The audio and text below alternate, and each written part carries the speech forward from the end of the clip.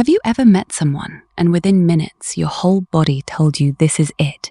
Your heart raced, your mind went quiet, everything else in the room seemed to fade away, and you called it love. But what if it wasn't love at all? What if it was something else wearing love's face? Here are 7 types of attraction we often mistake for love, and by the end, you might realize that some of your most intense connections were never really about the other person at all. Physical attraction is usually the first one we confuse. It happens fast, almost instantly. Someone's smile, their eyes, the way they move through a room, and suddenly your brain floods with excitement. This kind of pull feels powerful, but it's built entirely on the surface. Think about the person you noticed across a party before you'd even spoken a single word to them. You already felt something.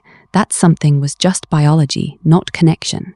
It's not wrong to feel this, but it's worth remembering. A spark in your body isn't the same as a bond between 2 hearts. Then there's the attraction of familiarity. This one is sneaky because it doesn't feel exciting, it feels like coming home.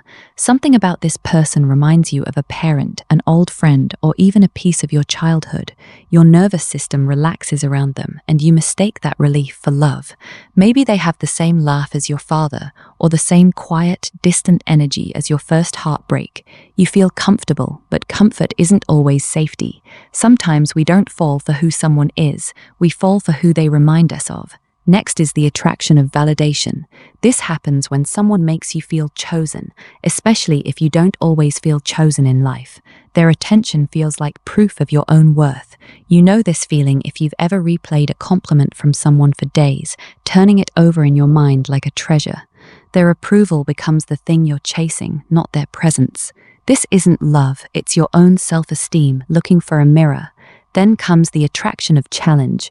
This is when someone is just out of reach, a little distant, a little unavailable, and your mind decides that means they must be worth more.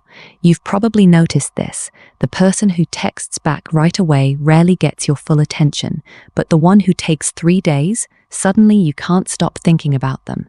That's not chemistry, that's your brain mistaking uncertainty for value. 5th is the attraction of intensity. Some connections come with drama. Big emotional highs, tearful reconciliations, powerful arguments followed by even more powerful making up. It feels like passion, but it's often closer to chaos. If you've ever left a relationship exhausted, wondering how something so painful could also feel so alive, this is what you were caught in. Real love tends to feel calm before it feels exciting. Intensity often just means instability. Then there's the attraction of rescue. This is when you feel a deep pull towards someone who is struggling, and you believe that if you love them hard enough, you can heal them. Maybe you've dated someone with wounds so visible, you told yourself you were the one person who could understand them, fix them, save them. But wanting to save someone isn't love. It's often a need to feel needed. And finally, there's the attraction of projection. This happens when you fall for who you imagine someone could become, not who they actually are in front of you. You've probably done this, filled in the gaps of someone you barely knew with all the qualities you wished they had, and for a while it felt like magic. But you weren't falling for them, you were falling for a version of them that only existed in your mind. If any of these felt familiar, please hear this. It doesn't mean you're broken or that you don't know how to love.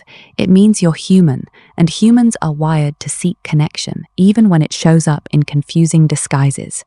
Real love, when it finally comes, tends to feel less like fireworks and more like steadiness, less like chasing, more like arriving.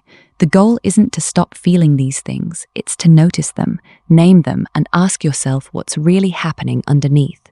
If this video helped you understand your own heart a little better, share it with someone who needs to hear it too. You're not alone in this, and every time you learn to see yourself more clearly, you get one step closer to a love that's real.